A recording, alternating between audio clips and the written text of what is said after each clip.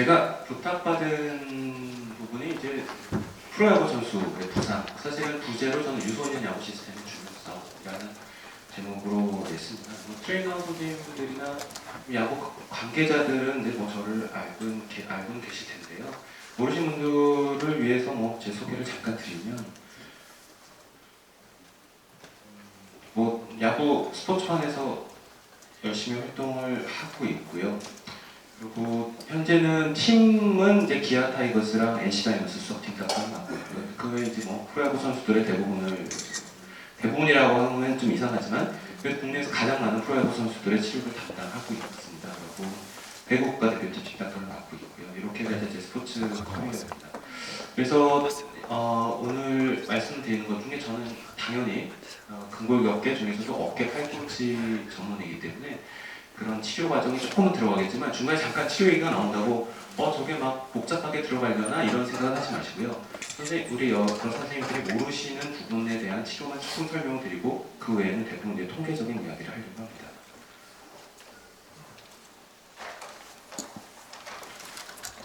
먼저 메이저리그 통계를 잠깐 좀 설명드리고 넘어갈게요. 조금씩 반응이 되네요. 네. 최근 10년간 이제 메이저리그 데이터를 보면요. 팔꿈치의 부상의 경우, 저는 이제 어깨랑 팔꿈치를 전문으로 하기 때문에 이 부분만 좀 설명드리겠습니다. 수술을 한 뒤에 2년 뒤부터는 비교적 수술 전에 잘했던 커리어와 이제 비슷한 삼진율도 비슷하고요. 속도도 비슷하게 나오고 있습니다. 물론 속도 조금 떨어지도록 나오긴 하지만 이거는 우리가 팔꿈치 수술에 대한 어떤 굉장히 긍정적인 백업을 저에게 줬기 때문에 나중에 데이터가 나오지만 저도 프로야구 선수들을 또는 아마야구 선수들을 수술할 때 팔꿈치 수술에 대해서는 비교적 공격적으로 수술을 해줍니다. 물론 꼭 필요한 경우이지만 하지만 이 다음 데이터를 보시면요. 어깨 부상으로 이제 수술을 한 경우를 보면요.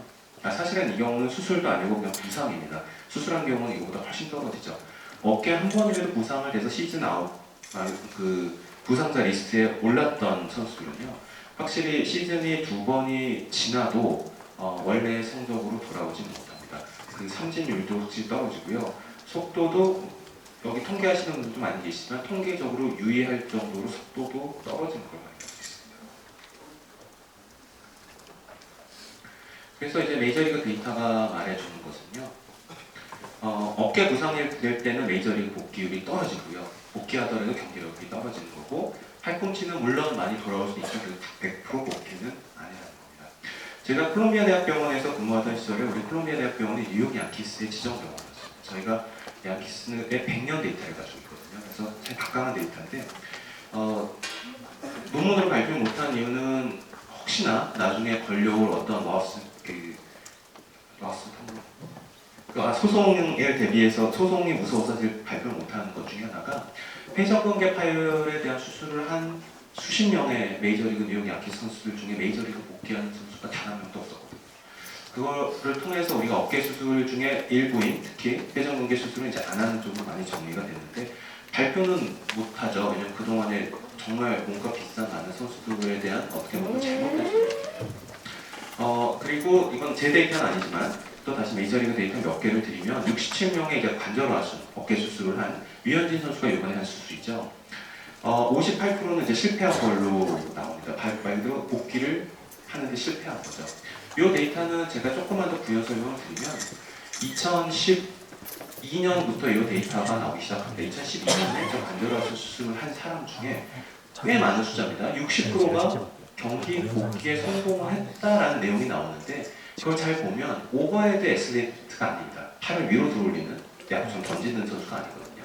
2013년에 나온 데이터 보면 리턴 투 플레이라는 개념이 나오기 시작하는데 이제 경기에 복귀하는 선수는 오버헤드 애슬리트 중에 40%가 된다라는 논문이 나옵니다. 2014년에 얼마 전이죠. 작년입니다. 작년 되면 RPP라는 새로운 개념이 나오는데 Return to Prior Performance, 그러니까 원래 퍼포먼스로 얼마큼, 그러니까 복귀가 아니라 얼마나 실력적으로 예전과 똑같이 돌아오냐라고 했을 때 수술을 관절해서 수술을 한 선수는 7%밖에 RPP가 나오지 않는다는 거죠. 근데 재밌는 건 수술을 안 하면 20%까지 올라가요. 그게 좀 재밌긴 하지만 어쨌든 그러면서 이제 어깨 수술에 대해서는 점점 우리가 조금은 안 하는 쪽으로 가고 있고, 그래서 혹시 모르겠어요. TV나 언론에서 저를 보신 분이 있는지 모르겠지만 류현진 선수 수술 때 마지막까지 저는 좀 반대를 했던 그 사람 중에 하나인데요. 그래도 7%는 성공을 하니까 류현진 선수는 그래도 그 안에 좀 들어갈 거라고 저는 생각을 하고 있습니다. 그래서 선발 투수 부상률을 보면요, 30%는 10명이 시작하면 3명 정도는 한 달은 빠진다고 생각하시면 되고요. 이건 한국에서도 뭐 크게 차이는 없는 것 같습니다. 근데 이거는 뭐 다른 우리 일반인들도 예상할 수 있을 거라고 생각을 하는데, 이제 불펜 투수는 별로 부상 안 당할 것 같지 않나요? 어떻게 생각하면?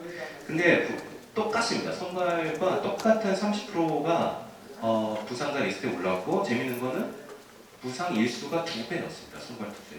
그러니까 불펜 투수가 결코 부상이 더 적지 않다는 거죠.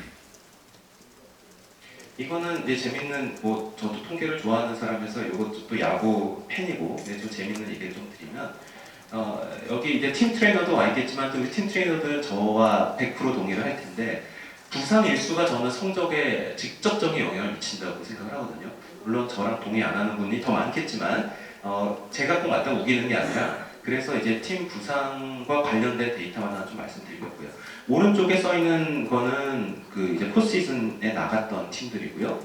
왼쪽은 2014년입니다. 왼쪽은 그 1년 전에 부상 일수입니다. 제가 맨 처음 슬라이드에서 복귀한 다음 시즌이 아니라 그 다음 시즌을 얘기를 했죠. 뭔가 하면 부상 일수가 팀의 성적에 영향을 미치는 거는 그 해가 아니라 그 다음 해에 영향을 미친다고 보는 게 맞습니다. 그래서 2014년에 이제 포스시즌에 나간 팀이고요. 2013년에 부상 일수 데이터고요. 빨간색이 피처의 부상 일수, 파란색이 그 타자의 부상 일수입니다. 여기 사진 하나 좀 제공 데이터가 나오는데, 캔자스시티 로얄스가 이제는 어느덧 좀 명문 구단이겠지만 2014년만 해도 저렇게 잘할 줄 사람들이 몰랐거든요. 근데 2013년에 부상률이 제일 낮았다는 거에 좀 주목할 필요가 있습니다. 그러고 이제 디트로이트 타이거스 나오고, 이 팀들이 다 포스시즌에 올라갔던 팀들을 좀 보여주는 거예요. 포스시즌에 올라간 팀들을 잘 보세요. 부상 일수가 다 반보다 아래쪽에 있는 팀들이죠. 근데 그럼 저 좋은 팀들은 부상 일수 적은데 왜 못 나갔어? 라고 물어보면, 이제 화살표 난 팀을 보시면 피처의 부상 일수가 근데 지나치게 높죠. 이 보세요. 빨간색이 이렇게 있는데 얘만 이쪽에 쫙 와 있죠. 그러니까 똑같이 부상 일수를 해도 피처의 부상 일수는 조금 더 직접적인 영향을 미친다라고 우리는 생각하고 있습니다. 말 그대로 이쪽 여기도 그렇죠. 럭키스트 보면 얘네들보다 확실히 피처의 부상 일수가 월등히 높습니다. 이 피처의 부상 일수만 보면 거의 한 LA 이 정도는 아니죠. 인디언스나 이 정도까지 올라가는 것 같아요. 그래서 근데 반면에 포스시즌을 올라가긴 했지만 이제 광탈한 팀들, 이게 왜냐면 부상일수가 단기전에 영향을 안 미칠 거라고 생각을 하는데, 사실은 부상일수가 가장 단기전에 영향을 미친다는 게 우리 현재 스포츠 의학의 그 메이저리그 팀 닥터들의 생각인데, 그러니까 파이러츠나 다저스나 말 그대로 광탈한 팀들 보면은 부상일수가 그 전년도에 이렇게 높았다는 겁니다.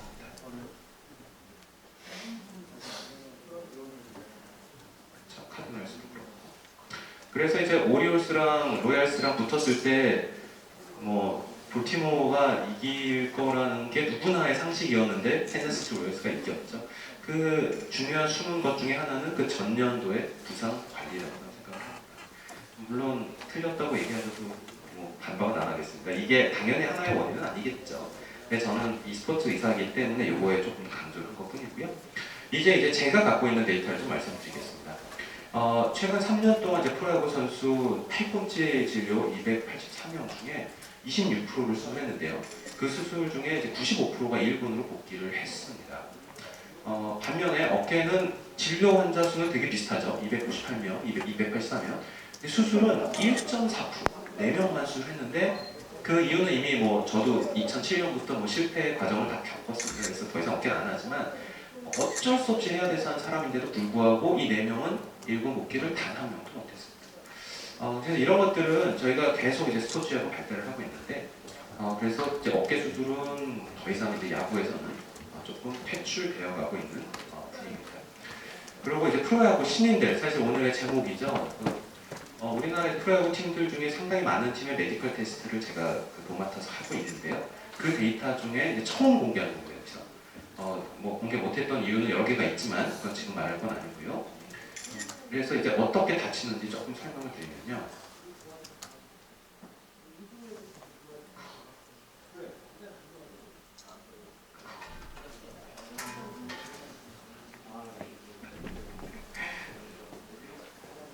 이거는 안 되겠죠, 기술적으로. 네, 이건 다치는 동영상이 어떤 식으로 언제 다치나. 이건 준마야 선수가 이제 던지자마자 그 원래 표현 주도 골절이 되는 비디오를 보여드리려고 했던 거고요. 그래서 이런 식으로 뼈 자체가 부러져 버리는 일이 생기는데 한 번에 부러지는 게 아니라요. 이게 반복 동작, 반복된 충격을 통해서 다치게 됩니다. 그래서 반복된, 특히 유소년 야구에 대한 얘기를 오늘 좀 할 텐데요. 반복된 동작에 의해서 다치는 거를 아주 간단하게 설명을 드릴 건데, 제일 대표적인 거는 이 선수를 보면 이렇게 팔이 뒤로 많이 꺾어지는 만큼 안쪽에 매우 강한 로딩이 걸립니다. 그러다 보니까 이제 내측 측보인대가 끊어지는 건데, 내측 측보인대 파열은 여기 정도 오실 분들이 다 알 테니까 제가 따로 설명 안 할 거예요. 토니 존스 수술이라는 거죠. 굉장히 많은 수술을 받고 있고, 저도 많이 하는 수술이지만, 다 알 거라고 합니다. 워낙 유명하니까. 근데 하나 여기서 유소년 야구에서만 특별한 질병 하나 좀 설명을 드릴게요. 내측 측부인대가 여기는 늘어나지만 보세요. 팔을 이렇게 해서 이렇게 꺾는다고 했을 때 안쪽은 늘어나겠지만 바깥쪽은 찌부가 되겠죠. 조금만 생각해봐. 그죠? 바깥쪽은 찌부가 됩니다. 이걸 보면 여기는 늘어나니까 끊어지겠죠. 여기는 찌부가 되면서 요 연골이 지속적으로 타격을 받다 보면 그 연골이 죽어나가기 시작합니다. 괴사가 돼요. 그래서 떨어져 나갑니다. 그걸 우리가 박밀성 골연골염이라고 하는데, 요것만 오늘 의학적인 얘기를 좀 할 겁니다. 왜냐하면 많이 모르셔서 그래요. 사실 OECD한 데이터가 일본이랑 이제 한국에만 좀 편중되어 있는데, 일본에서는 한 4명에서 5명 정도의 의사들이 OECD 케이스를 모으고 발표를 하고 있는데요.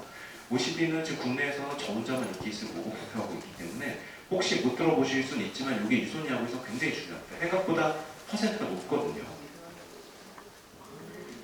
짧습니다. 네. 그래서 이렇게 자꾸 부딪히다 보면 괴사가 돼서 이렇게 구멍이 나거든요. 뼈쪽에 구멍이 나니까 당연히 아프겠죠. 그래서 요번에 제가 발표된 자료를 보면 23, 조금 작은 케이스를 가지고 빨리 발표를 했는데 시간이 좀 쫓기는 게 뭐가 있었는데요. 23명만 가지고 했는데요. 평균 나이 15살이었고 이제 수술적 치료 방법을 비교를 했는데요. 이제 하나는 기존의 방법, 이건 이제 현재 그래도 국내에서 있게 되면 우리 스포츠 닥터들이 할 수 있는 수술이 이제 위에 겁니다. 정리, 청소하고 뼈 천공술, 줄기세포. 여기는 지저분한 걸 다 없앤 다음에 여기다 이제 줄기세포를 넣어서 다시 자라나게 하는 거고요. 그 다음에 이제 요거는 이제 제가 쓰는 방법인데요. 무릎에서부터 골연골을 통째로 침출을 해서 여기다가 넣어주는 방법인데요.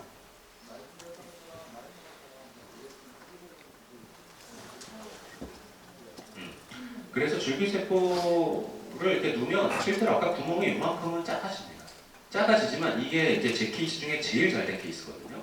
이거보다 더 이상 작아지진 않더라고요. 어떤 경우도 안 작아지더라고요. 하지만 이제 무릎에서부터 연골을 이식하는 수술은 뭔가 하면요. 무릎에서부터 똑같이 연골이랑 뼈를 떼서 저기다가 통째로 이렇게 박아줘 버리는 그런 방법이거든요. 그래서 그 수술한 케이스를 보면 여기가 이렇게 패였던 데인데요. 이렇게 완전히 메꿔져 버립니다. 요 네모난 거 계시죠? 그 패였던 데를 완전히 메꿔져 버리기 때문에 완벽한 원래의 연골의 모습을 다시 가질 수는 있게 됩니다. 저 뼈만 뭐 붙으면 성공이죠. 그래서 요 다음 페이지까지만 의학적인 얘기 끝이니까요. 너무 지루하지 마시고요. 넘어가는데 시간이 또 걸리네요.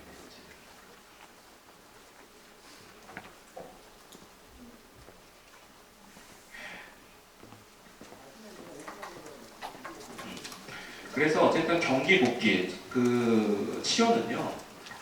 여기는 이제 다 야구를 좋아하시는 분이니까 스포츠 닥터가 얘기하는 치료는 내가 MRI를 보고 잘 치료가 했다가 치료된 건 아니고요.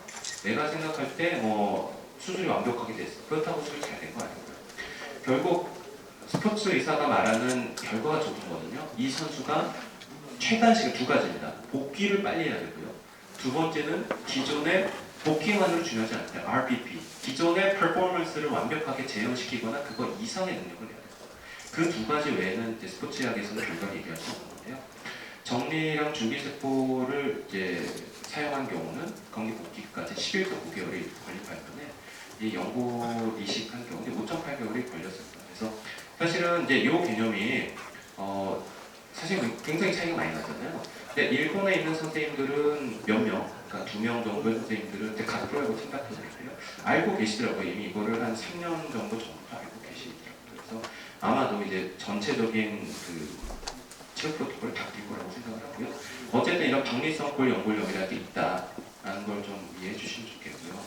얼마나 팔꿈치에 그 파괴적인 힘이 걸리는지를 보여드리려고 동영상을 준비를 했는데요. 이거 나와주면 참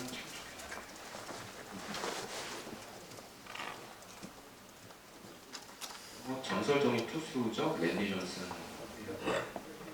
이거는 기다렸다가 그래도 한번 잠깐 보여드릴게요. 왜냐면 조금 눈으로 봐야 진짜 팔꿈치에 우리 유소년들에게 심각한 일이 벌어질 수 있겠구나. 그러니까 이닝수 제한이든 경기수 제한이든 해야겠구나 라는 생각을 좀 하실 수 있을 거고요. 부담 관계자나 KBO 관계자도 몇 분 계신 걸로 알기 때문에 이거는 조금 더 제가 강조를 하고 싶습니다.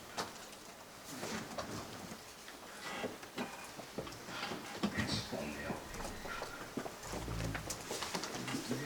사실 굉장히 용량도 작고 굉장히 작은 용량의 동영상이니까 이거를 못 읽는 컴퓨터는 3년, 5년 전에도 없었는데. 왜냐면 5년 전에도 제가 발표했던 거거든요.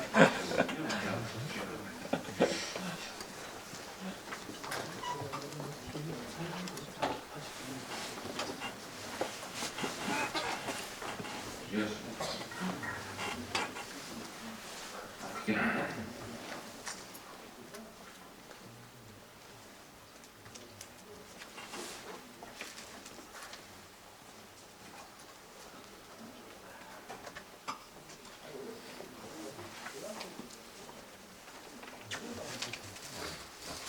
그러네요. 이렇게 쉬운 네. 여기서 팔꿈치에 좀 집중을 해주세요.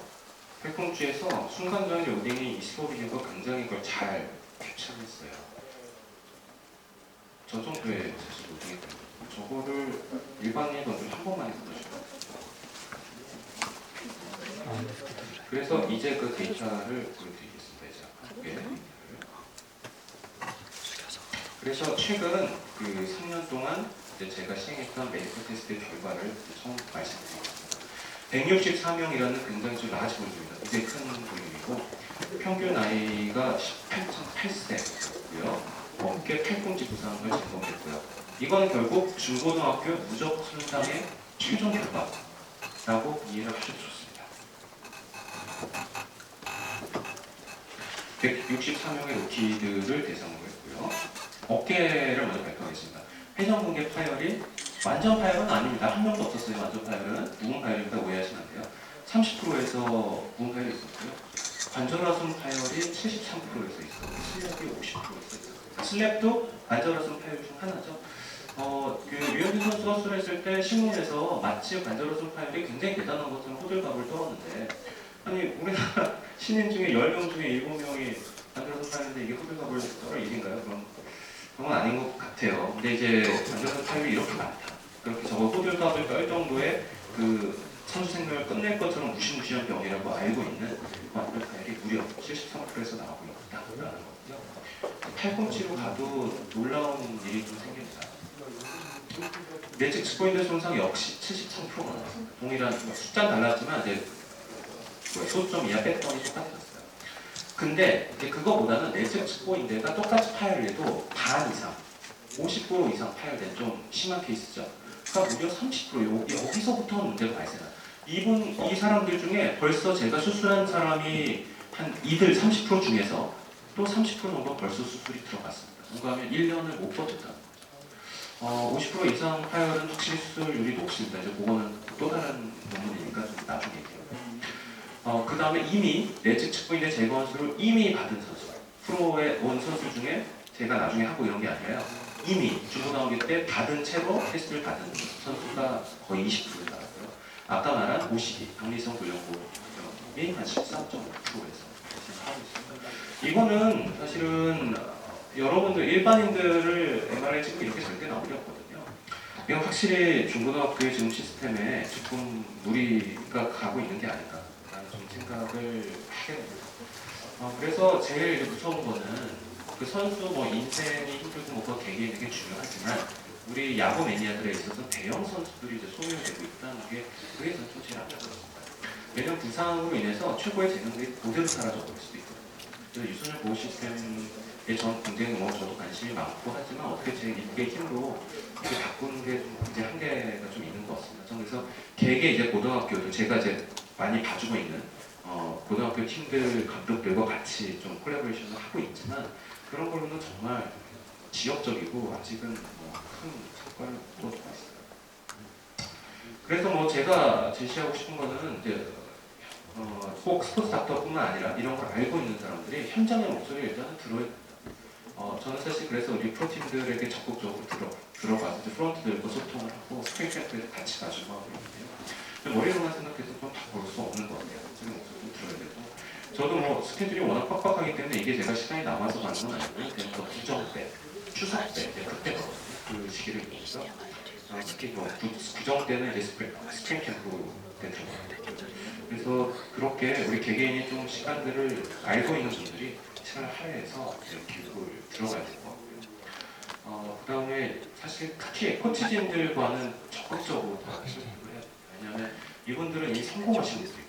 선수로 성공을 했고 자신의 방식으로 이미 성공한 사람은 아니고 코치 되기도 힘들죠. 이미 다 성공하신 분들이에요. 그래서 그분들을 설득하는 게 정말 쉽지 않습니다. 하지만 내가 맞다 그분이 틀리다가 아니라 이런 것도 같이 한번 생각해 봅시다라는 걸 하나하나 접근하면 어느 정도는 우리가 성과를 거둘 수 있는 것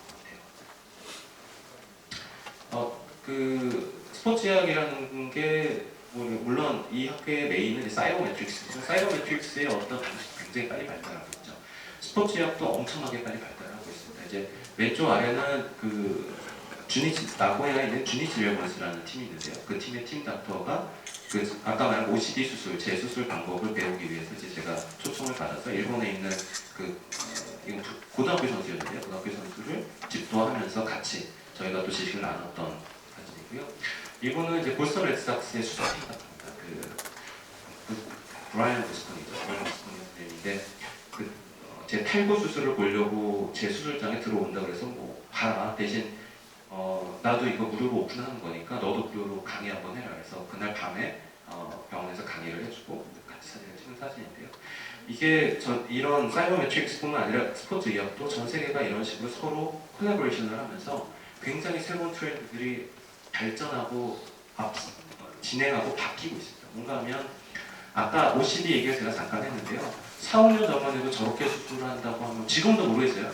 지금도 국내에서는 좀 미친 짓 아니야 이런 얘기를 하지만 이제는 이미 논문들이 발표됐기 때문에 인정을 받는 거지만요. 우리가 5년, 6년 전만 해도 저렇게 뭐 무릎에 있는 걸 떼어서 줬다는데 미친 짓이라고 생각될 수 있었거든요.